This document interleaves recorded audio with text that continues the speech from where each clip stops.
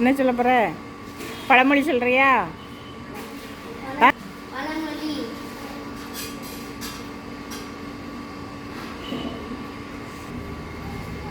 தமிழ்நாட்டின் முதலமைச்சர் யார்?